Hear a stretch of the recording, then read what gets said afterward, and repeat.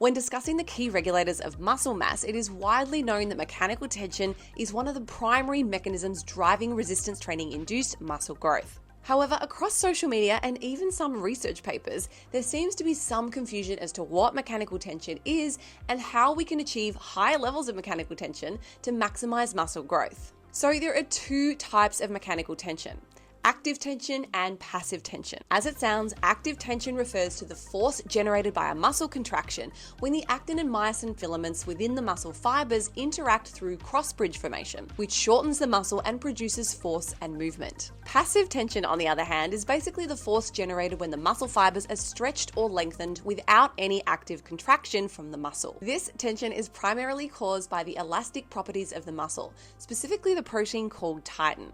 Passive tension doesn't require any energy expenditure from the muscle itself, and it arises from the inherent stiffness of titin as it resists being lengthened. So let's go a little deeper. At the molecular level, mechanical tension is primarily detected by what's known as mechanosensitive proteins, and these are located within our muscle fibers, specifically the protein titin, as well as the components of the integrin focal adhesion complex, which is a crucial component of our cellular machinery that links the inside of the cell to the extracellular matrix. These structures act as mechanotransducers, essentially converting mechanical stimuli or mechanical cues from the environment, like strength training, into biochemical signals that help regulate muscle adaptation. For example, muscle protein synthesis. Throughout social media and even some research papers, it has long been suggested that training with heavy loads, for example 70% of your 1 rep max, provides higher levels of mechanical stress, and therefore training with high loads could be considered a more effective stimulus for muscle growth. However, this is not necessarily the case, and mechanical stress should not be confused with mechanical tension. For example, it is well documented that training with lighter loads around 30% of your 1 rep max is sufficient to produce robust hypertrophy similar to that of heavy loads, provided the exercise is taken to or near task failure. So if the load itself is not what's driving these high levels of mechanical tension, then what is? Well, using the knowledge that training with high and low loads produce similar muscle hypertrophy provided the exercise is performed near task failure, it becomes evident that there are two key factors that influence the magnitude of mechanical tension placed on muscle fibers.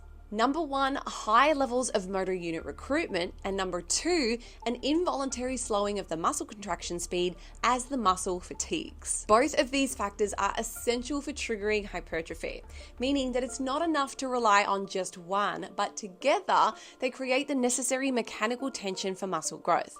For example, simply recruiting a lot of motor units doesn't guarantee hypertrophy, and we see this in high velocity or power training programs, which typically result in minimal changes in muscle size. When designing muscle hypertrophy programs, training with high loads offers the advantage of requiring a high level of effort right from the very start, which leads to increased motor unit recruitment early in the working set.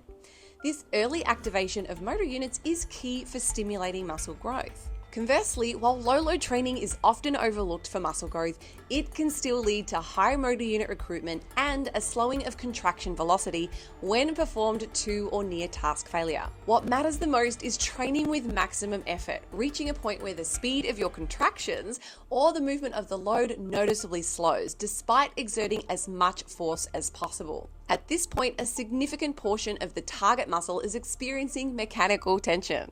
So from here, it all comes down to personal preference when choosing high or low loads. So my final takeaways are: if you enjoy lifting heavy, keep at it and focus on pushing yourself with proper form. And if you prefer lifting with lighter loads, ensure you're training close to failure to maximize muscular tension. And remember, if the weight is still moving fast, you're probably not quite there yet. It's those slow, grinding reps towards the end that trigger muscle growth.